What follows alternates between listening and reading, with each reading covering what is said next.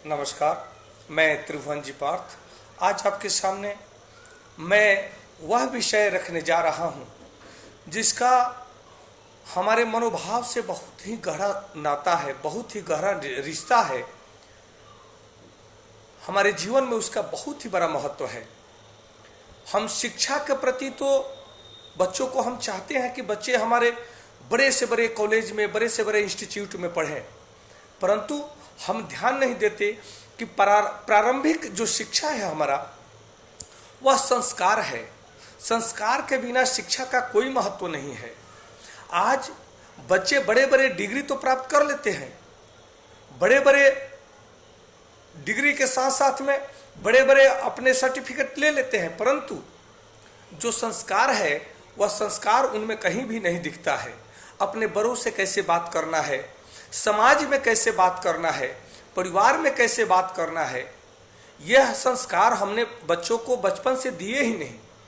और बड़ी बड़ी जो संस्थाएं हैं, शिक्षण संस्थान है, वो सभी संस्थाएं बड़े बड़े मोटे मोटे पैसे ले रही हैं और पैसे लेकर के केवल वह उन शब्दों को पढ़ा रही हैं जिन शब्दों के माध्यम से बच्चे केवल डिग्री प्राप्त कर रहे हैं, लेकिन डिग्री के साथ साथ में वो संस्कार नहीं है जिसके माध्यम से वो अपने जीवन को बेहतर बना सके, जिसके माध्यम से वह एक दूसरे से कनेक्टेड हो सके। प्रेम नहीं है, सद्भाव नहीं है, बोलने का तरीका नहीं है, तो शिक्षा का क्या अर्थ है? शिक्षा का महत्व है, स्वामी विवेकानंद जी ने कहा है, शिक्षा अर्थात विद्या का अध्ययन का मतलब ये केवल नहीं होता है कि हम डिग्री प्राप्त कर लें और डिग्री के माध्यम से हम नौकरी प्राप्त कर लें। नौकरी मिले या न मिले, बड़ी नौकरियां मिले या न मिले, परंतु संस्कारित जो विद्या है उसका एक बहुत ही बड़ा महत्व है अपने जीवन में। विद्या का अर्थ है, शिक्षा का अर्थ है कि जीवन जीने का तरीका, जीवन जीने का सिद्धांत को जाने, जीवन के मर्म को समझें, अपने मनोभावनाओं को समझें, अपने आसपास अपने राष्ट्रीय मनोभावनाओं को समझें, उस राष्ट्रीय गरिमा के महत्व को समझें, मनुष्यता को समझें, और जीव जो संपूर्ण ब्रह्मांडीय शक्ति के द्वारा जो रची गई है, जो जीव है, जो प्रकृति का सृजन करती है, उन जीवात्माओं को समझें, क्योंकि हम भी एक जीवात्मा है।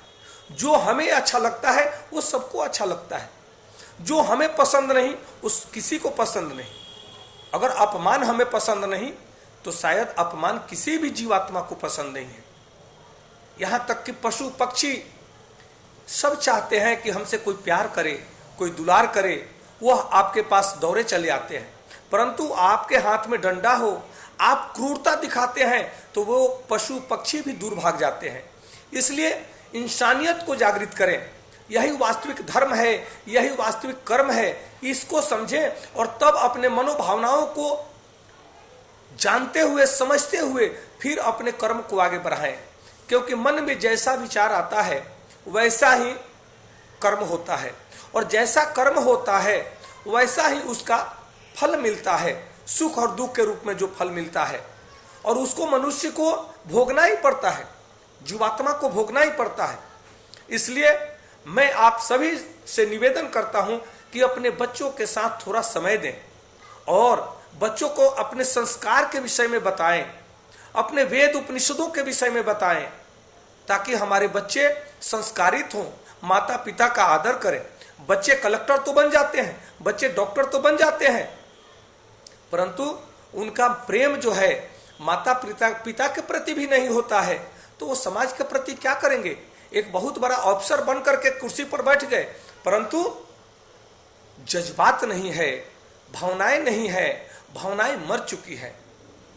तो ऐसा शिक्षा, ऐसा मरा हुआ शिक्षा हमें नहीं चाहिए।